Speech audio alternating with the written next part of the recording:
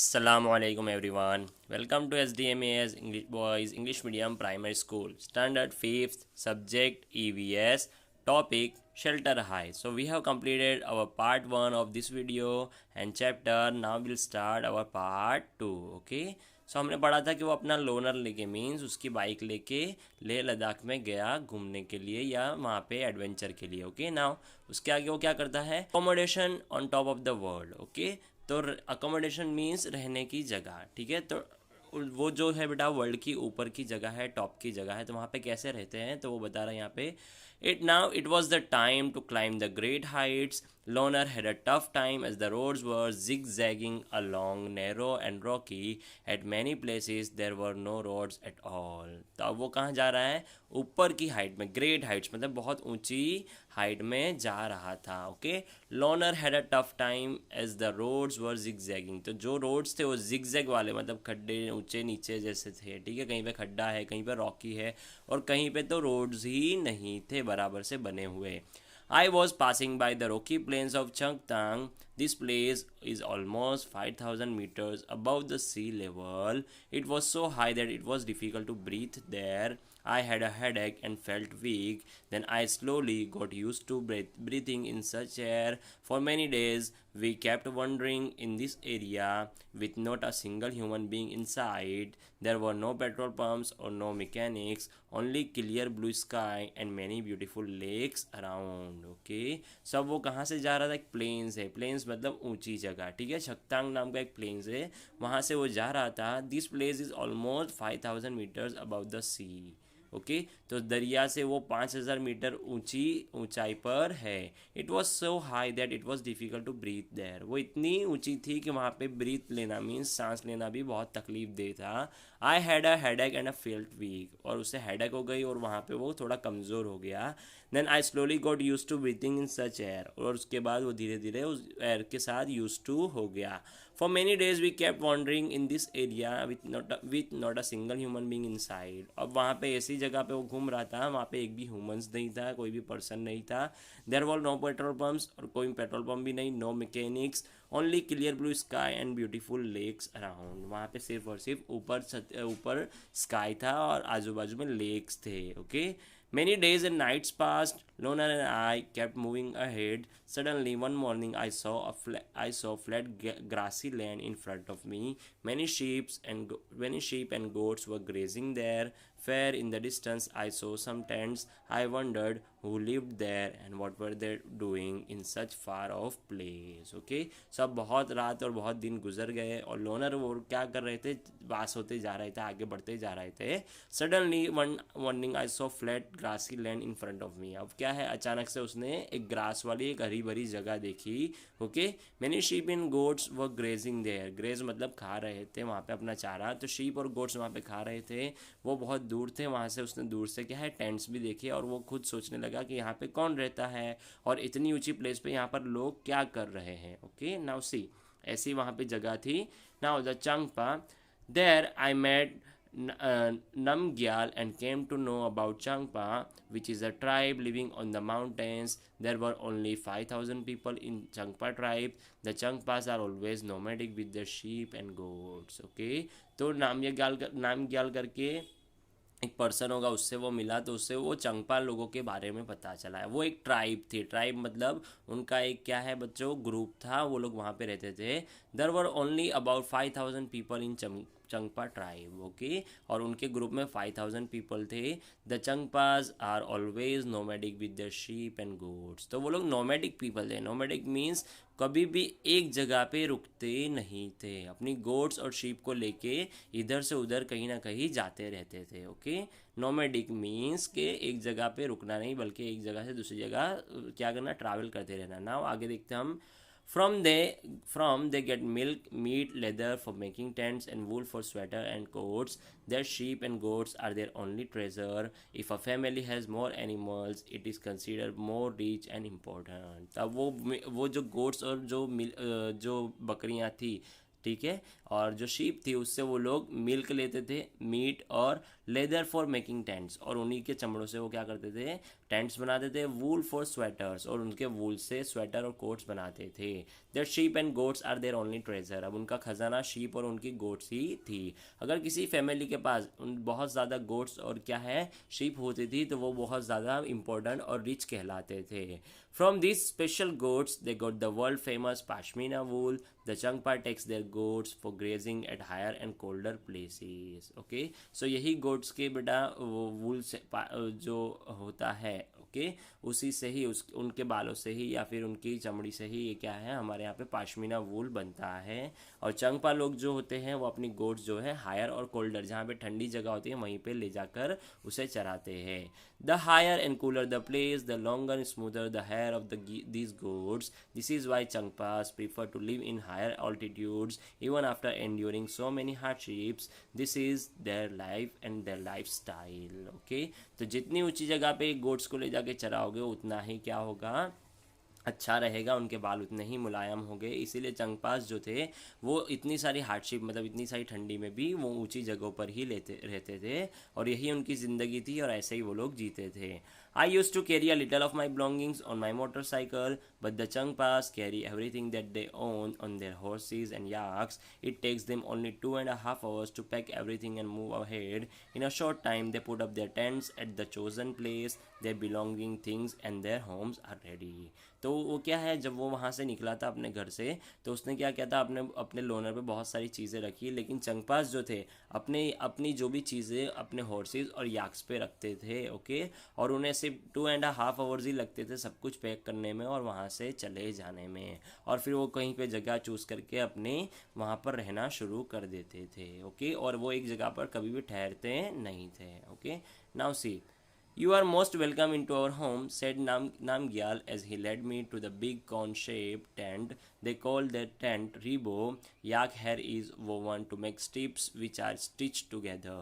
Okay, so वो नामग्याल है, उसने उन्हें उसको क्या क्या वेलकम किया और उन्होंने एक टेंट बनाया था और टेंट को वो लोग रीबो बोलते थे। Okay, these are very strong and warm which protects them from icy strong winds. I saw that the strips were firmly tied with 9 sticks. The ground was dug about 2 feet deep. The tent was then put up around it little above the ground. तो 2 foot खड्डा खोद के उन्होंने अपना tent बनाया हुआ था, गाड़ा हुआ था, और टेंट जो है ग्राउंड के ऊपर बनाया हुआ था। Okay, now we'll go next. The world famous pashmina.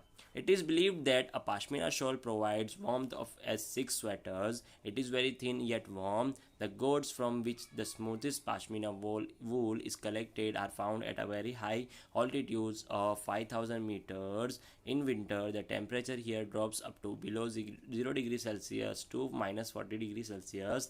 The goat has a layer of warm hair on its body which protects it from extreme cold. The goats shed some of their hair in summer. This hair is so fine that six hairs of this would be as thick as one hair of yours. Okay, so अब यहाँ पे वो लोग क्या है पाशमीना वूल बनाते हैं और ये इतनी जाड़ी होती है जितना हमारे 6 स्वेटर इतनी गर्म होती है जितना हमारे 6 स्वेटर मिलके हमको गर्मी देते हैं। ओके, और ये जो है 5,000 मीटर्स अबाउ सी लेवल से, हमारी ज़मीन से जो सी लेवल से ऊपर होती है। और यहाँ की जो गोट्स होती हैं उनके बाल से ही ये बनती है। उनके हेयर जो होते हैं, हमारा एक हेयर तो उनके 6 हमारे 6 हेयर मिलके उनका एक हेयर बनता है। इस तरह से उसी हेयर से जो है पाशमीना शॉल बनाई जाती है।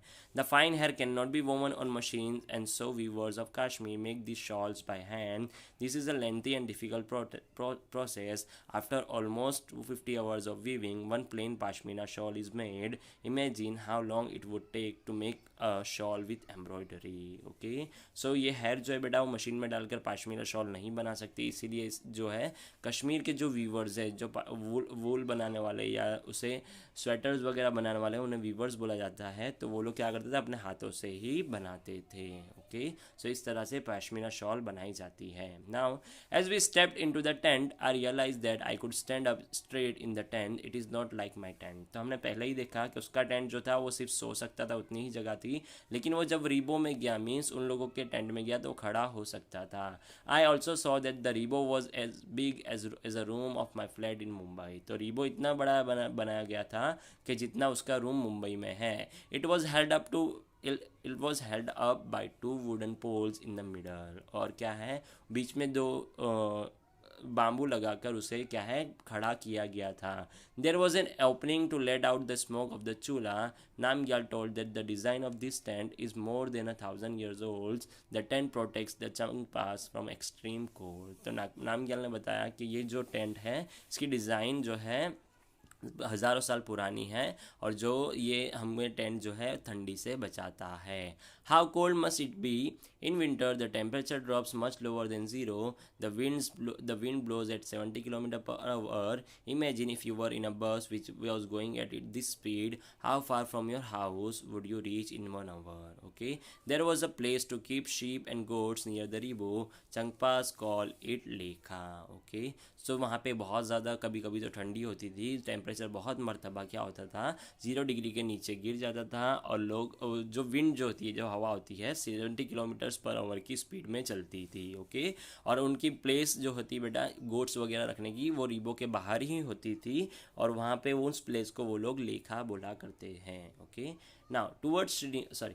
The walls of a lekha are made of stones. Each family makes a special mark on their own animals. The women and girls count animals and take them out of the lekha. तो जो goats वगैरह या बकरियां वगैरह रखने की जगह है उसे लेखा बोलते हैं, और वहाँ पे भी उन्होंने वॉल्स बनाई हुई थी जिसमें वो लोग रखे, और अपने अपने एनिमल्स पहचानने के लिए वो लोग क्या करते थे, उन बकरियों पे या गोट्स पे निशान लगाया करते थे. Okay, now next toward Srinagar. वो वहाँ से निकल गया, वो कहाँ जा रहा है, श्रीनगर कश्मीर जा रहा है. I spent a few days with the people of Changpa community, but unfortunately now I have to move on. The time had come. My return journey would take me away from this special part of the world towards towns which looked like a totally different world. This time I took a different route from Leh. I was going towards Srinagar via Kargil. I saw many more amazing buildings and different houses. अब उसने क्या किया, वहाँ पे चांगपास के साथ बहुत सारे दिन रहा वो. उसके बाद उसने अपनी नेक्स्ट जर्नी नेक्स्ट जो डेस्टिनेशन थी वहाँ जाने का सोचा, और इस मरतबा उसने अलग रूट लिया लेह से. वो श्रीनगर जा रहा था वाया कारगिल होके. ओके, और उसने रास्ते में बहुत सारी अमेजिंग बिल्डिंग्स और डिफरेंट हाउसेज देखे.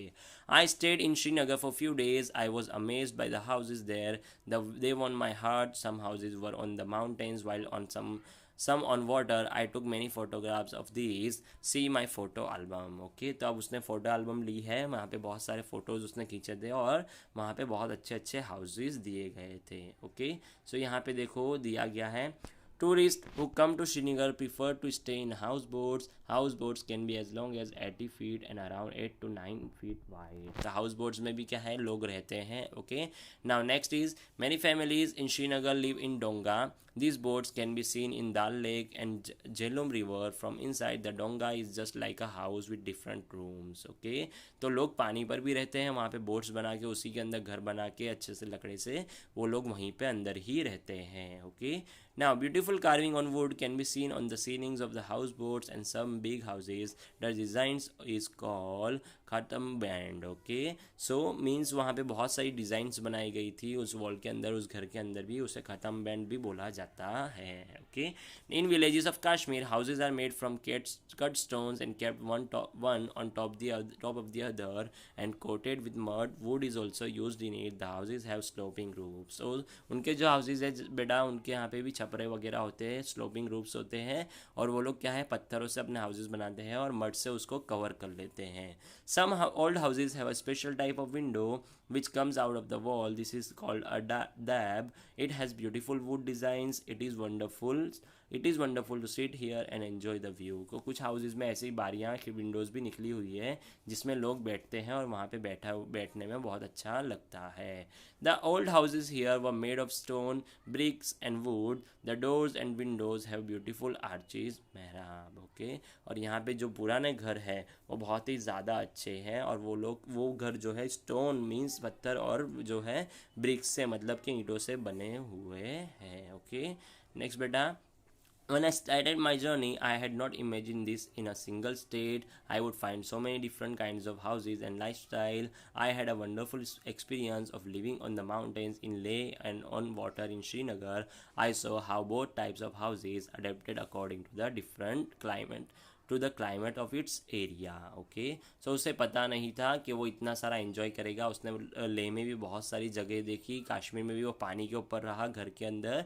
ओके, इस तरह से उसने अपनी जर्नी यहाँ पे फिनिश की और return journey. Okay, it was now time to return in Jammu. I saw houses like I have been seeing in Mumbai, the same cement brick steel and glass. These houses are very strong but they are not as special as the houses I saw in Leh and Srinagar. तो जम्मू के अंदर वो आ गया, ठीक है, जम्मू भी कश्मीर का अंदर इलाका है बेटा। तो उसने भी मुंबई में जैसे जो घर होते थे वैसे ही घर उसने देखे। ओके, और वहाँ वो घर उससे इतने स्पेशल नहीं लगे जो उसने लेह और श्रीनगर में देखे थे। After a long journey loner and I were about to reach Mumbai. I came back with a heavy heart. I also felt that my motorcycle did not want to come back. I had also brought back some memories in my camera and of course this was not the end. Next time when Loner and I get bored of the city, we will again set out for a new journey. Okay, so उसको वहाँ से और उसके loner को वहाँ से वापस नहीं आना था, लेकिन उसे आना पड़ा। लेकिन वो अपनी कुछ यादें अपने कैमरा में रिकॉर्ड करके आ गया है, और नेक्स्ट टाइम वो क्या करेगा, जब भी उसे टाइम मिलेगा वो अपने लोनर के साथ वहाँ पे चला जाएगा। इस तरह बच्चों हमारा ये चैप्टर यहाँ पे फिनिश होता है। आई होप इंशाल्लाह आप सबको समझ में आएगा। Okay, we will meet in the next period. Till then बच्चों, अल्लाह हाफिज़।